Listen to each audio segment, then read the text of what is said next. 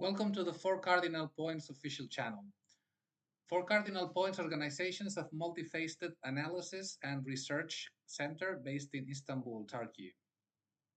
Today I'm going to talk about the normalization and institutionalization of certain regimes that have turned into jihadist politics lately. These are the cases of Afghanistan and Syria, and how the world and the West, in this case, have superseded their um, human rights obligations and human rights standards and allowed them for the sake of stability and other purposes to rule these countries.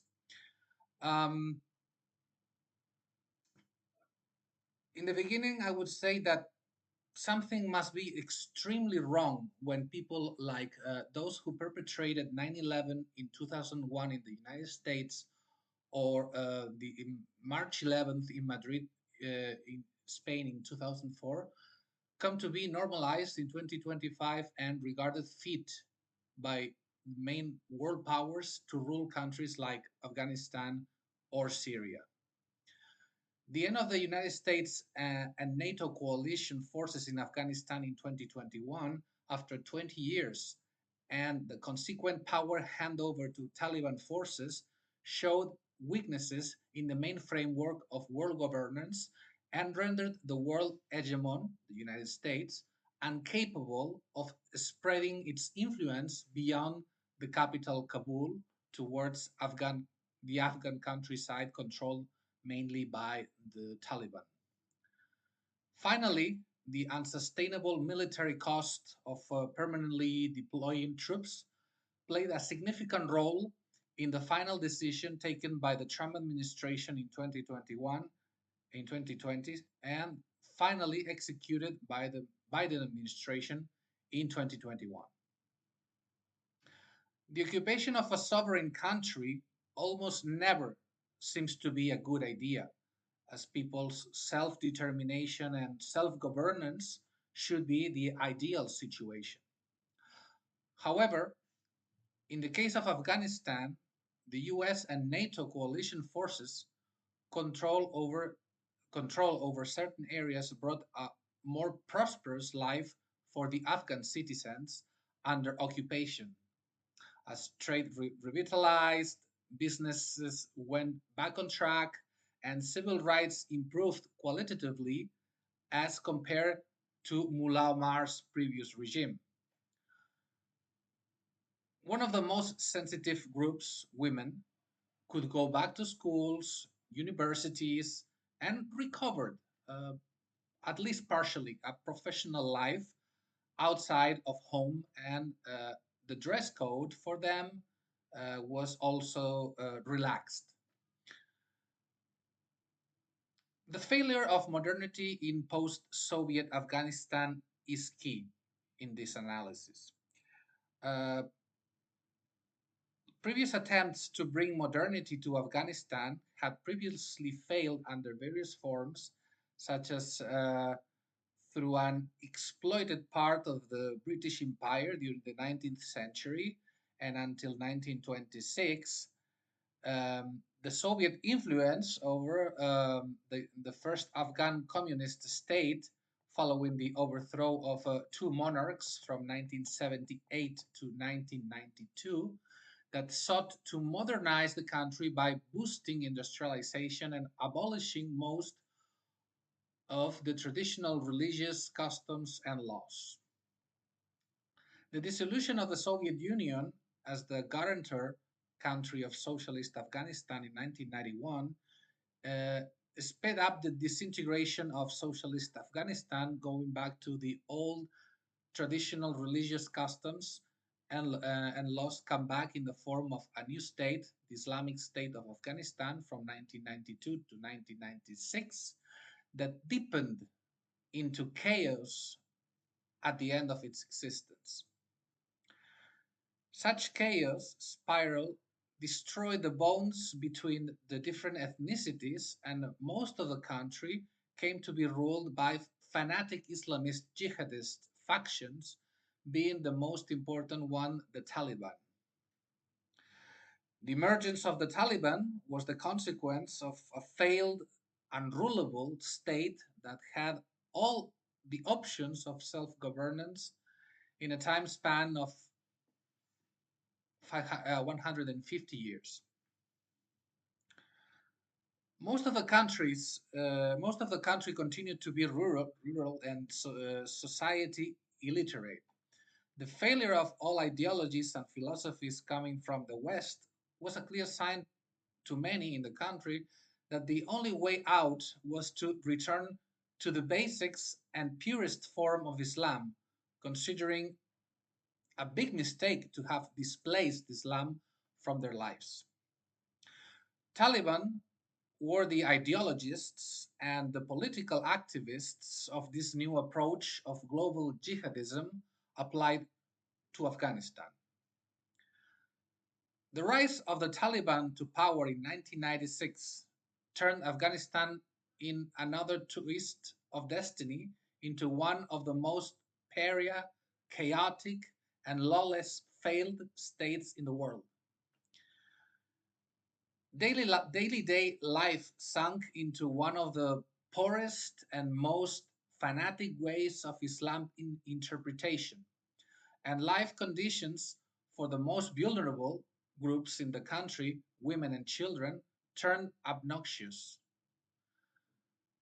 No opportunities for women to study or work, always accompanied by a male protector, no music of any kind in the streets, certain coat dresses for women, so the so-called burqa, and especially suits for men with haircuts, beard trims, also regulated by the authorities. In conclusion, a nightmare in real life.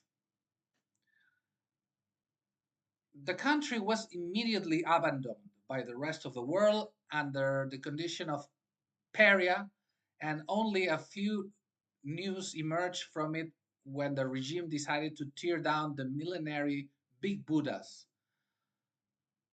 Apart from that, from 1996 to 2001, there was no interest whatsoever in what was going on in Mullah Omar's Afghanistan.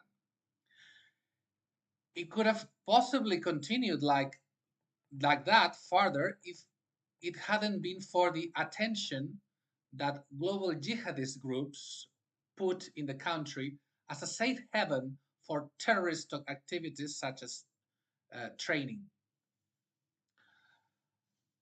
One of these group, One of these groups was Saudi's Osama bin Laden's Al Qaeda leader, who had been plotting attacks against Western countries, especially the United States, since he and his Mujahideen groups expelled the Soviets from Afghanistan in 1989. His eccentricity, wealth, and resources made him believe that a world caliphate was possible, and if the Soviet Union had fallen, the United States was next and could also fall.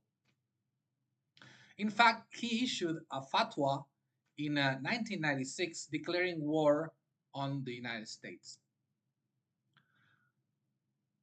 Mullah Omar, on his side, opened the doors widely to violent groups like Al Qaeda so they could use Afghanistan as their test field.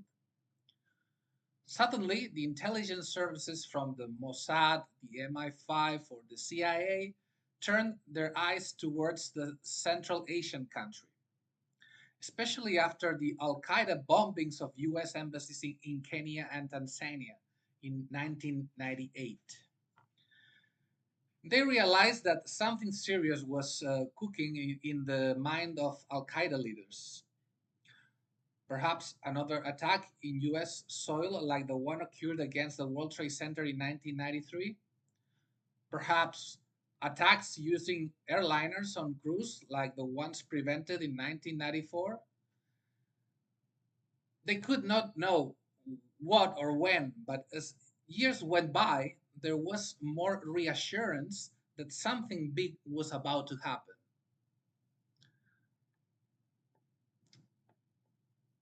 And here we come to the September 11, 2001 attacks against the United States and the United States occupation of Afghanistan from uh, later from 2001 to 2021. Um, the morning of September 11, 2001, four big airliners were hijacked by Al Qaeda members in different airports of the United States East Coast, all bounded to California, 6-hour flight. Tanks were filled with or full with fuel. They took over the controls of the aircrafts and redirected them to New York, Washington, D.C., and probably the fourth one was also heading to Washington, D.C., although it crashed in Shanksville, Pennsylvania, more than 20 minutes away from reaching their target. They successfully targeted the Twin Towers of the World Trade Center in New York, symbol of US dominance in trade, and the Pentagon, symbol of almighty military US power. The unpredictable Al Qaeda move caught many off guard, even the president and the whole cabinet of the United States was aware. The worst case scenario had just happened in US oil soil, and now they had to think how to react to it. Once Osama bin Laden and the Al Qaeda organization got accused of perpetrating the event, the next step was to locate the main responsible of the attacks, and they were suspected to be in Afghanistan under the protection of the Mullah Omar's Taliban regime. After all, a country hadn't attacked the United States. It had been an autonomous, privately founded organization based at the moment in Afghanistan. Therefore, as President Bush said in his historical statement, we will not make any distinctions between those who attacked us and those who hosted them and gave them support. Quote. 3 weeks after the attacks, the military mission called Enduring Freedom began and Afghanistan started being bombed by a coalition of countries led by the United States to reduce the country to rubble while chasing and trying to kill bin Laden. A month later, a coalition formed by local North Alliance enemies of the Taliban and Western powers destroyed the resolution of the Taliban, and the United States occupation of the country began, as I have introduced earlier. And here we go to the institutionalization and normalization of the Taliban regime after 2021.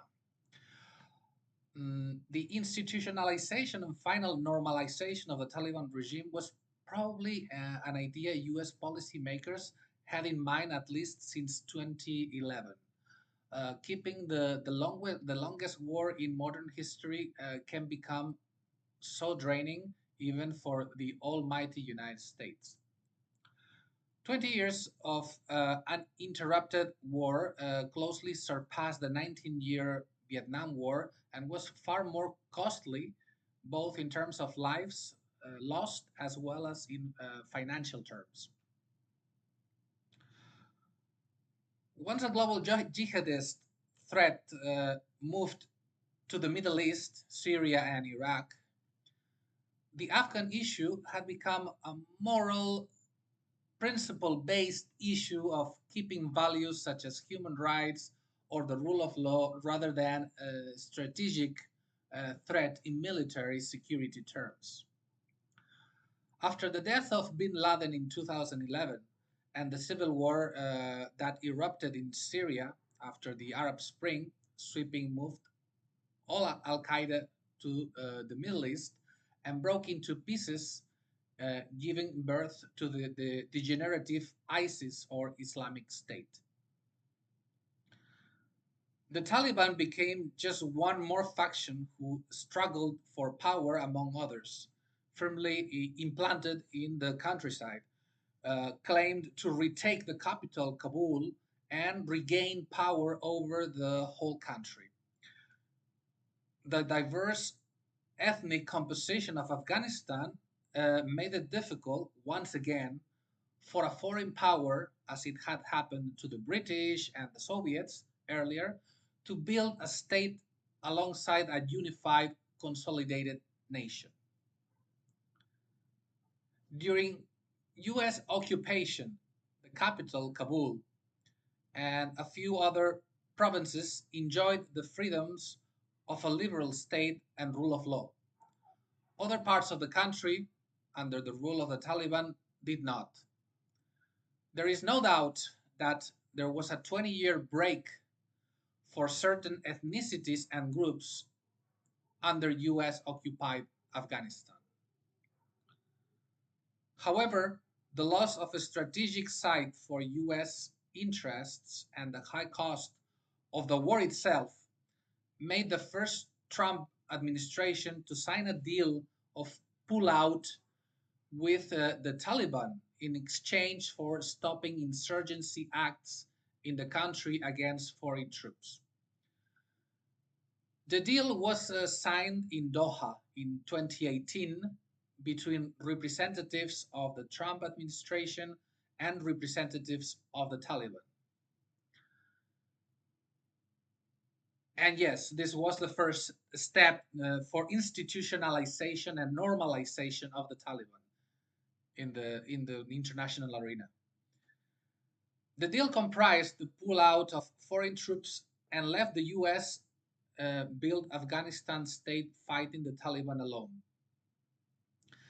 In August 2021, US troops under the administration of Joseph Biden retreated amid a chaotic environment fully covered by the international press that left bizarre images of people trying to get on the military planes leaving the country. Hours after the foreign troops retreated, the Taliban completed the takeover of over Kabul and restored a state in the form of a caliphate that would bring this time under international acceptance the comeback of a theocratic regime where Sharia would be implemented again, no rule of law, no citizens' rights for free or not freedoms. The world had finally normalized a regime that 20 years earlier it despised.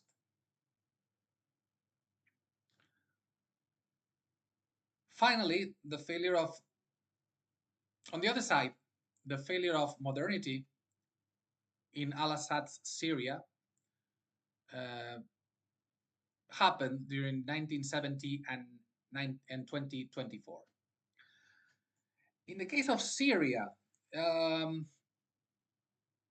we must acknowledge that Syria is one of the cases alongside Egypt and Iraq of an internal effort of industrialization following the wave of the 1968 Cultural Revolution.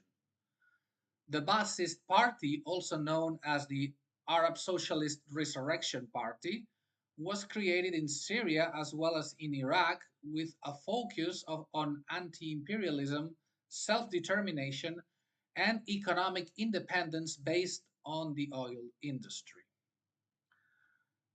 The Ba'athist Party sought to render the country immune to any kind of external interferences coming either from the United States and the Soviet Union.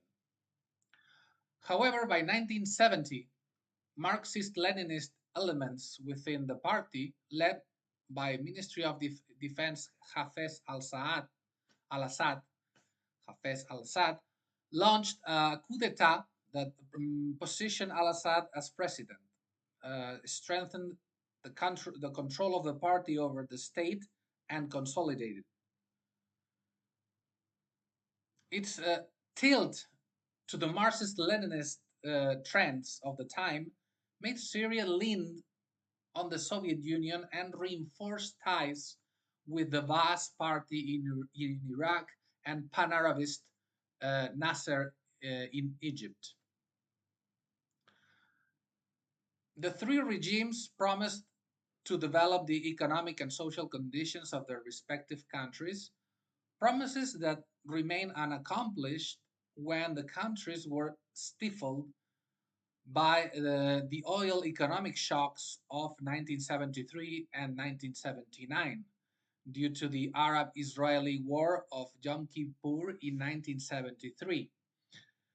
During the 1980s, the Syrian regime became further autocratic and more repressive over its people and began to wage regional wars like its Ba'ath brother Iraq. Syria intervened militarily during the Lebanese civil war from 1975 to 1990. The country turned into a one man autocracy, and the pan-Arabist and socialist principles of the Ba'ath Party soon turned blurred, especially after the dissolution of the Soviet Union in 1991. The Al Assad family became the country's first family, and any possibility of holding fair elections disappeared. The regime stood under the figure of the old autocrat Hafez al Assad from the minority Shiite group and his capability to manage ethnic diversity within Syria. Hafez al Assad died in 2000 and was replaced by his son Bashar al Assad, following an ad hoc law created for the purpose of perpetuating his family in power. The first 11 years in power was a continuation of the regime without much trouble to repress and silence opposition. However, the spark of the Arab Spring, initiated in Tunisia and that swept the Middle East regimes, touched also Syria, starting a civil war. Because of its geostrategic position, the Al Assad regime was extremely sustained by Russia due to its interests in the Tartus base and at some point also by the United States when the ISIS Islamic State spread from Iraq to Syrian territories in a domino effect, turning Syria into a failed state.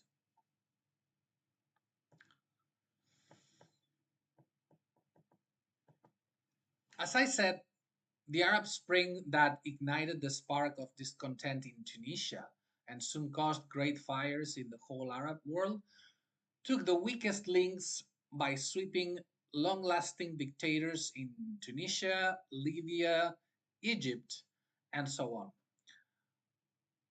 Western powers soon saw a window of opportunity to advance their own agendas and interests in the region and did not hesitate to intervene in Libya, where the autocrat died violently due to clashes with opposition factions supported by European and US bombings.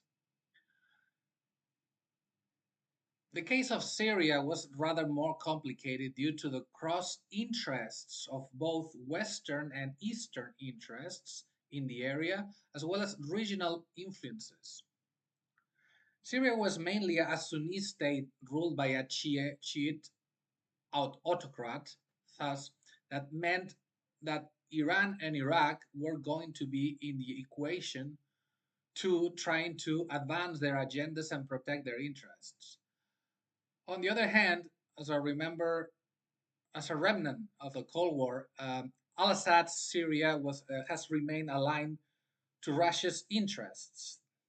Therefore, Russia was also to be included among a foreign interventionist power. The Tartus base placed on the Mediterranean Sea in Syria's territory was paramount to Russia's geostrategic interests as it allowed Russia an exit to the Mediterranean Sea.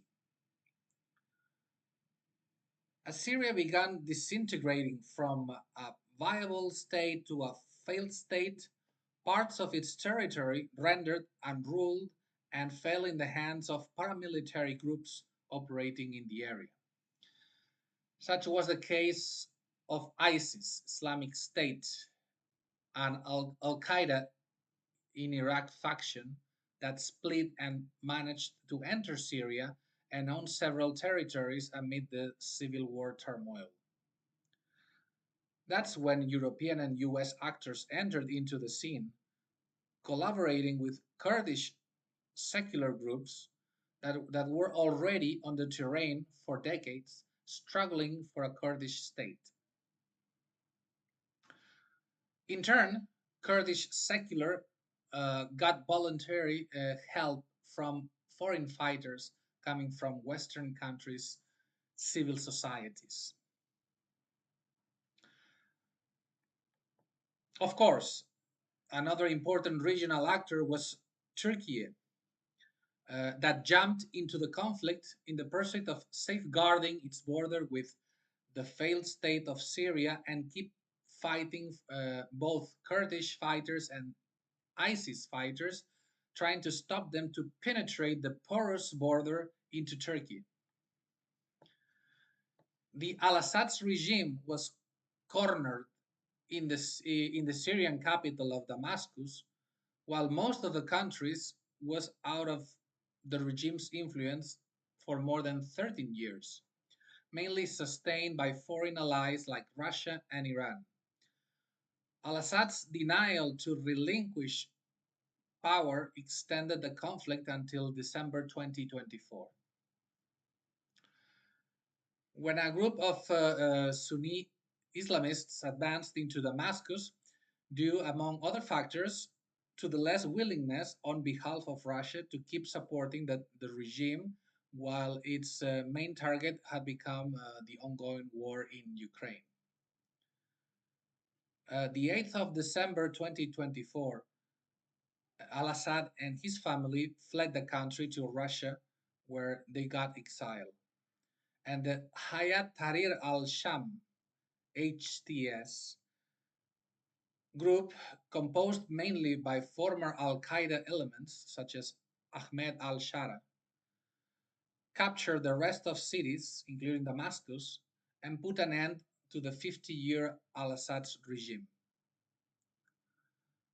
As Russia retreated as a main foreign actor, Turkey, on its side, took over and got influence over Syria and the new regime.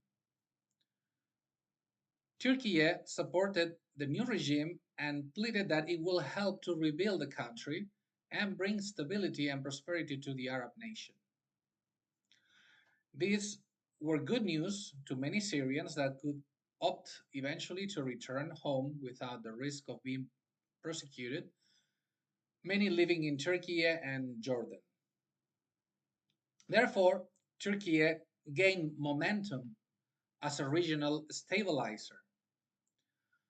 However, these were also bad news for secular Kurds along the Turkish-Syrian border that now will be prosecuted by both the Turkish government and the Syrian government on both sides of the border.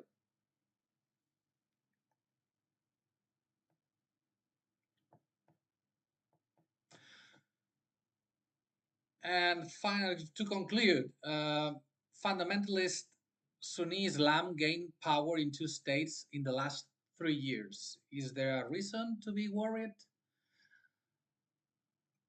After the Cold War, and especially after the jihadist attacks of the beginning of the 2000s in the United States, Europe, and Russia, the main purpose was to fight it with all means available and defeat it. After all, that was the main reason why the United States and NATO troops were sent to Afghanistan after 2001 terrorist attacks. They partially succeeded in sweeping violent international groups off the country like Al Qaeda, which after bin Laden's death in 2011, it got beheaded and weakened in Afghanistan and Pakistan. However, the 20 years US occupation of Afghanistan did not bring about nationhood nor could defeat local fundamentalist groups like the Taliban. Finally, the US accepted its defeat and changed the strategy to find a way out of the Afghan ordeal. The change of strategy was to open the room to normalization and institutionalization of the Taliban by holding talks with them in Doha in 2018, as it has already been said. Um, Also, the messy US retreat in 2021 left images of Afghan citizens desperate as the Taliban overtook the country's government under the West and especially US tacit permission. On the other hand, the Syrian case led to a similar outcome coming from a different process that reflected the topple of the last Cold War tyrant in the Middle East in 2024 and the takeover of a fundamentalist group formed by most ex Al Qaeda figures that have promised the world that they will bring peace, stability, and prosperity to Syria after more than 13 years of bloodshed, changing at the same time the most basic composition and correlation of power within the Middle East, with Iran losing and Turkey winning. In the case of Afghanistan, the new government has restored all oppressing laws directly, mostly towards women and their personal growth as human beings. In the case of Syria, the process is still ongoing under the just appointed transitional government, and their policies are still to be known. And that's all for today. Thank you for watching the video. If you think I deserve a subscription, please press the button and subscribe so that new upcoming videos will be reaching you. Have a very good day. Thank you very much for watching.